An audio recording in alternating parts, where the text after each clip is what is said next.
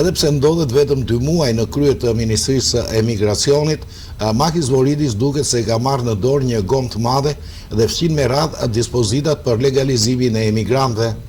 Pas të rreqjes së amendamentit për lejet me qëndrim 3 vjeçar, Voridis ka paralajmëruar një tjetër iniciativë që ka për qëllim sërish legalizimin e emigrantëve. Gjatë një interviste në radion Parapolitika, Voridis e tha shkoqur se ai do të shfuqizoj edhe ligjin për lejet për arsye të jashtëzakonshme, ekseretikus logus. Siç dihet, është leja që mund të kërkojë dikush pas qëndrimit të palishëm prej 7 vitesh në Greqi. Υπουργέ μου, θα καταργήσετε και το νόμο του Κερίδη που τους δίναμε άσυλο μαζί με άδεια εργασίας ή αυτός παραμένει? Ο νόμος του Κερίδη δεν έδινε άσυλο. Ο νόμος του Κερίδη εκείνο το οποίο έκανε έδινε άδεια διαμονής. Ναι, ωραία. Και δεν είναι ο νόμος του Κερίδη. Είναι... Ο νόμος της κυβέρνησης. 2 λεπτά, αλλά είναι 2 διαφορετικά πράγματα. Είναι διαφορετικό το άσυλο και η διεθνής προστασία και διαφορετική η άδεια παραμονής. Και η συγκεκριμένη άδεια παραμονής δινόταν για ειδικούς λόγους. Ο δε ειδικός λόγος που δινόταν ήταν λόγω του ότι υπήρχε ένα χρονικό διάστημα μη νόμιμης παραμονής στη χώρα κατά την οποία κάποιος δεν είχε φύγει. Μάλιστα. Αυτό ήταν που έκανε ο Κερίδης. Θα διορθωθεί αυτός ο νόμος? Η διάταξη αυτή είχαμε πει από τότε ότι είναι one-off, ότι είναι μία φορά και είχε ημερομηνία λήξης. 31/12/24 έληξε. Έτσι κι αλλιώς, δηλαδή όσοι πήραν. Έληξε, δεν υπάρχει αυτή η διάταξη πια. Μάλιστα. Άρα λοιπόν, εκείνη η διάταξη που υπάρχει τώρα είναι μια άλλη διάταξη που μιλάει για 7 χρόνια. Αυτή τη διάταξη είναι που θέλω να καταργήσω εγώ. Επομένως, όποιος είναι παράνομος στην Ελλάδα δεν θα νομιμοποιείται ποτέ.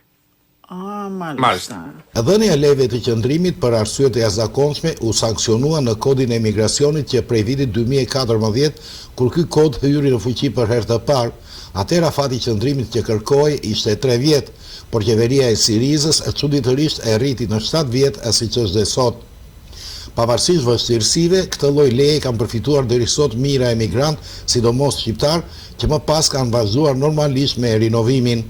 Tani vjen Makis Voridis që thot se do ta eliminoj edhe këtë shans. Pra, Voridis e ka bërë të qartë se do të realizojë një revolucion sipas standardeve të tij, të mos mbetet në Greqi asnjë këmbë emigranti të palishëm.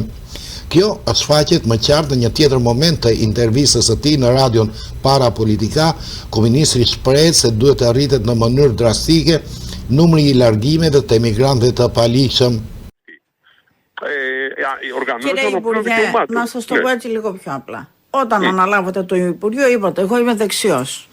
Αυτό λοιπόν τώρα πώς εσείς το έχετε περάσει σε πολιτική. Αυτό θέλω να ξέρω. Άλλαξε κάτι? Συνεχίζονται αυτά που έκανε ο κύριος Κερίδης, ο κύριος Παναγιωτόπουλος? Πώς φαίνεται ότι είστε δεξιός? Φαίνεται? Ή το είπατε για να το πείτε για ένα εκλογικό ακροατήριο? Μάλιστα. Λοιπόν, να πω το εξής. Πρώτα απ' όλα, αυτό το οποίο κάνουμε τώρα είναι μια συνέχεια μιας πολιτικής. Απλώς σας το πω, είναι μια διαφορετική της φάση. Οι προκατόχοι μου στο Υπουργείο Μετανάστευσης είχαν να αντιμετωπίσουν προκλήσεις και τις αντιμετωπίσαν εξαιρετικά επιτυχημένα. Τώρα περνάμε σε μια τρίτη φάση. Η οποία είναι η φάση της ενίσχυσης του μηχανισμού επιστροφών. Τώρα θα πρέπει οι παράνομοι να φεύγουν από την Ελλάδα. Πόσους στείλατε μέχρι τώρα ή κανέναν? Καλά, εγώ είμαι 1,5 χρόνο, 1,5 μήνα στο Υπουργείο. Δύσκολο. Ναι, δρομολογείτε κάποιους? Η πολιτική επιστροφών υπήρχε, αλλά πρέπει λοιπόν να στέλναμε αν θυμάμαι καλά, τους στέλναμε στο Αφγανιστάν και έλεγε το Αφγανιστάν δεν δική μας, ξανά πίσω.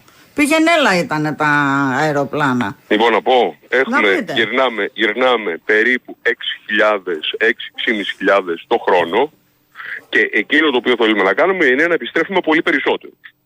Αυτό λοιπόν είναι ένα ζήτημα.